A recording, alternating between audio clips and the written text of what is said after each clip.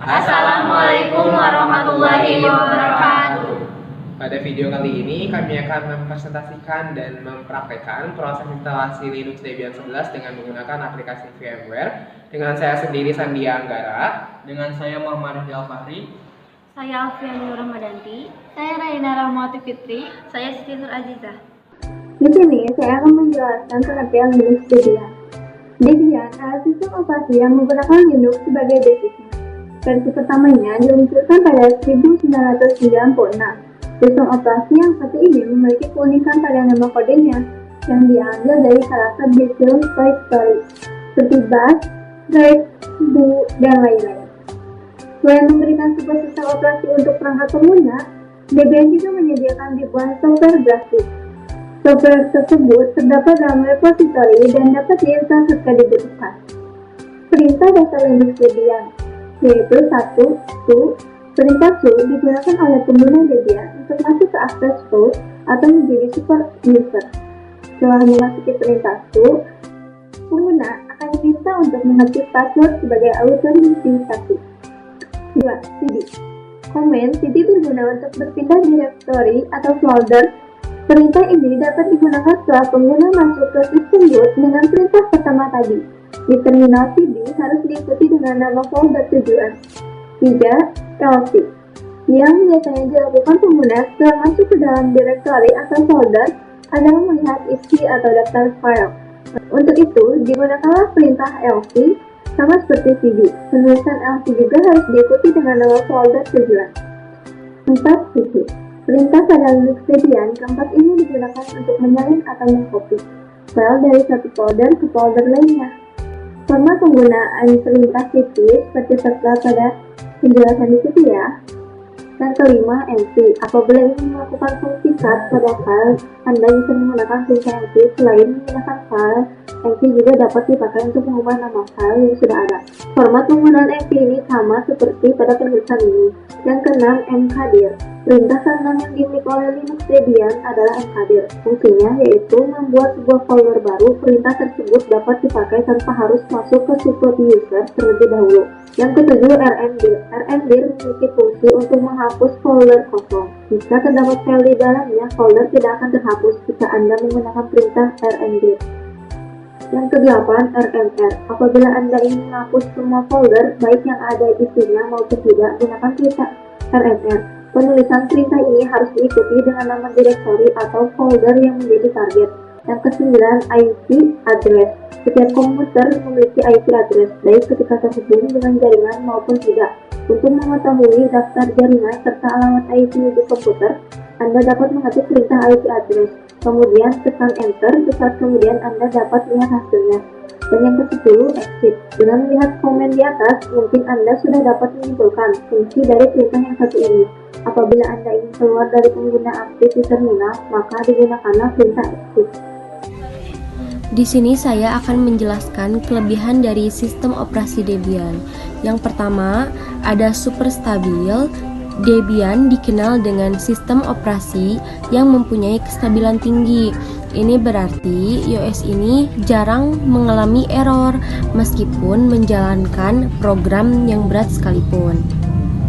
OS ini cenderung menggunakan versi perangkat lunak lama yang reliable dan stabil.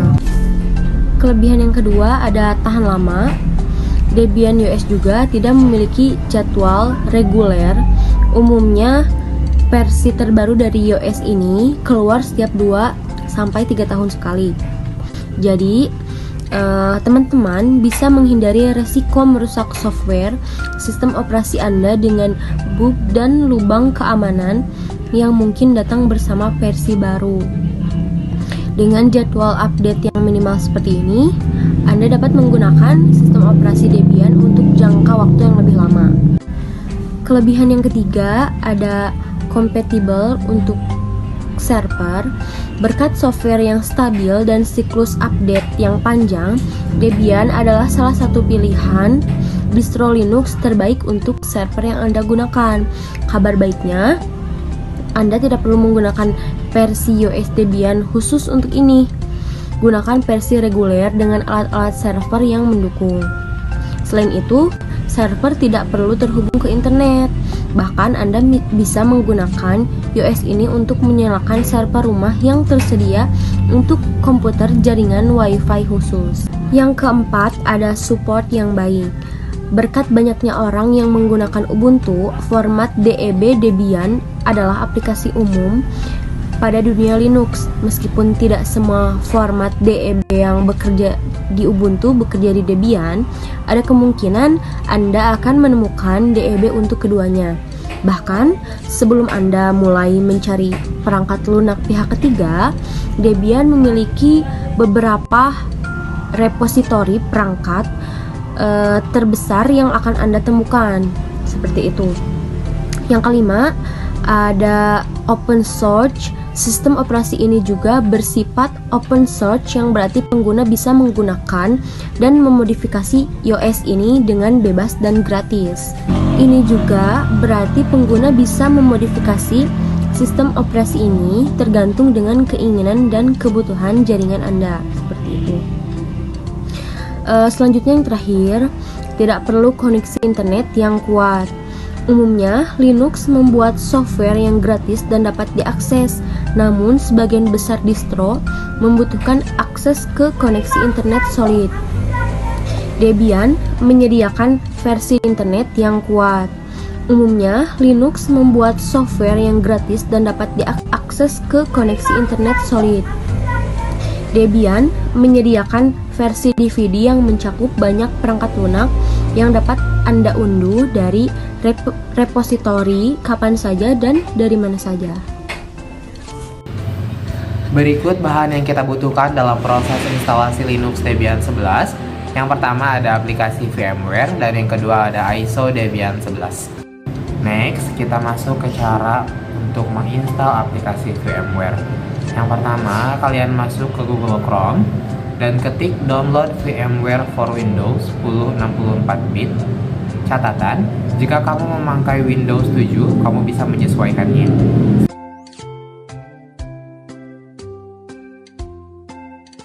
Scroll ke bawah dan pilih download now. Ukurannya 600 MB.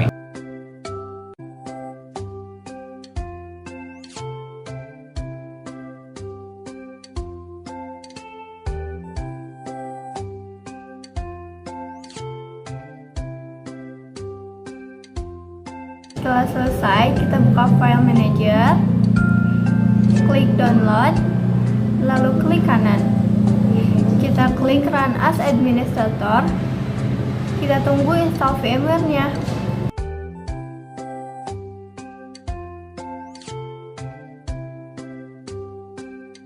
Setelah itu, muncul tampilan awal instalasi, kemudian klik Next. Selanjutnya, klik ikon kotak sampai muncul tanda centang. Kemudian Next. Klik Next lagi. Kemudian, untuk tempat lokasi penyimpanan bisa disesuaikan tergantung keinginan kita. Jika di User Experience Setting, kita tidak perlu merubah apapun. Langsung saja klik Next. Kemudian, di menu Shortcut, kita tidak perlu merubah apapun. Langsung saja kita klik Next. Lalu, kita klik Install dan tunggu proses instalasi sampai selesai.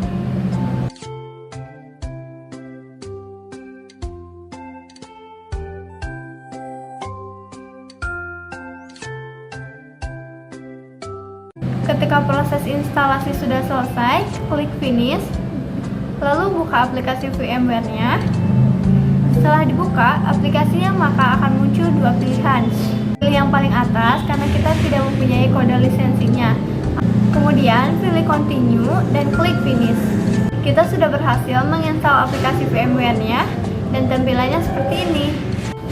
Berikut merupakan cara untuk mendownload ISO Debian 11. Ketikkan download ISO Debian 11, lalu pilih website Debian.org. Ketika sudah masuk di dalam web, pilih DVD AMD 64. Scroll lagi ke bawah dan download file yang bernama Debian 11.3.0 AMD 64 DVD.iso. Selanjutnya kita masuk ke tahap instalasi Linux Debian 11 di aplikasi VMware. Di sini terdapat dua pilihan, ada create a new virtual machine dan open a virtual machine. Kita pilih yang create a new virtual machine. Nah, jika kalian sudah mempunyai file ISO-nya, tinggal di browse, kita pilih filenya, kemudian jika sudah akan ada bacaan Debian 11 64-bit detected, yang artinya file ISO-nya sudah bisa dibaca, sudah terbaca. Jika yang bawah, jika kalian belum mempunyai ISO-nya, bisa dipilih yang bawah, kemudian kita next. Selanjutnya kita beri nama filenya, kita beri nama CloudFox Linux Debian. Dan untuk penyimpanannya bisa disesuaikan. Kemudian klik next. Untuk penyimpanan harddisk, kita beri penyimpanan 20 GB seperti yang direkomendasikan oleh aplikasinya, dan pilih store virtual disk as a single file dan klik next. Di menu customize hardware, kita bisa menaikkan memori, ukuran memori. Misalkan kita bisa menaikkannya ke 4 GB. Di sini kita memakai 2 GB saja. Kemudian jika kalian belum memilih ISO-nya, kalian bisa masuk ke menu ini. Oke, sudah selesai. Kita klik finish.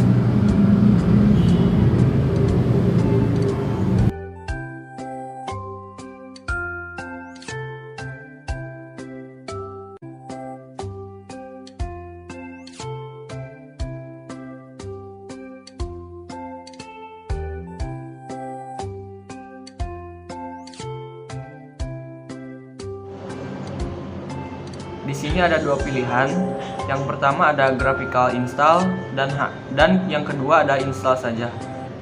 Di sini kita memilih graphical install karena kita ingin hasil akhirnya memiliki tampilan seperti layaknya Windows. Kemudian pilih saja graphical install dan klik enter. Selanjutnya masuk ke pemilihan bahasa. Di sini kalian bisa memilih bahasa Indonesia, atau jika kalian fasih dengan bahasa Inggris, kalian bisa memilih bahasa Inggris. Kemudian klik next. Untuk pemilihan lokasi tentunya kita akan memilih Indonesia. Untuk pengaturan keyboard kita pilih Inggris Amerika. Kemudian klik next. Di sini kita akan sedikit menunggu sampai proses konfigurasinya selesai. Proses ini memerlukan waktu beberapa menit. Untuk konfigurasi jaringan, di sini kita memakai DHCP yang artinya otomatis. Karena di sini saya menggunakan WiFi, maka pengaturan jaringannya akan DHCP. Selanjutnya dilanjutkan dengan mengetikkan atau memberi nama host. Di sini kalian bisa memberi namanya bebas sesuai yang diinginkan. Tapi di sini saya menamainya dengan kelompok Debian. Kemudian klik next.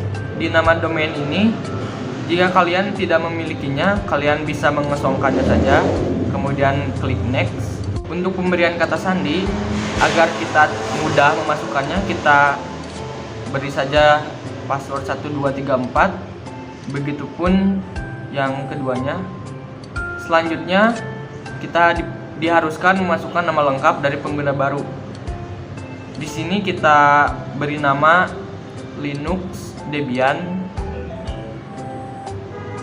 Kemudian klik next. Untuk nama akun, di sini saya menamainya dengan Linux Debian 11. Kemudian klik next. Untuk kata sandi kita gunakan seperti tadi agar lebih mudah diingat, 1, 2, 3, dan 4. Kemudian yang bawahnya juga sama, 1, 2, 3, dan 4. Kemudian klik next. Tunggu sampai prosesnya selesai. Nah, untuk mengatur waktu, karena kita tinggal di Jawa Barat, kita memakai WIB atau waktu Indonesia Barat yang meliputi Sumatera, Jakarta, Jawa, Kalimantan Barat, dan Kalimantan Tengah. kemudian di bawahnya ada daerah-daerah lain. Ini bisa disesuaikan dengan tempat di mana kalian tinggal sekarang. Kemudian klik next. Tunggu sampai proses konfigurasinya selesai. Memilih partisi hard disk. Di sini terdapat 3 panduan yang sudah terpandu, dan yang di bagian paling bawah ada manual, yang artinya kita harus mengaturnya secara sendiri. Kita pilih yang terpandu gunakan seluruh hard disk dan kita next. Tidak ada pilihan lain, langsung saja klik next lagi.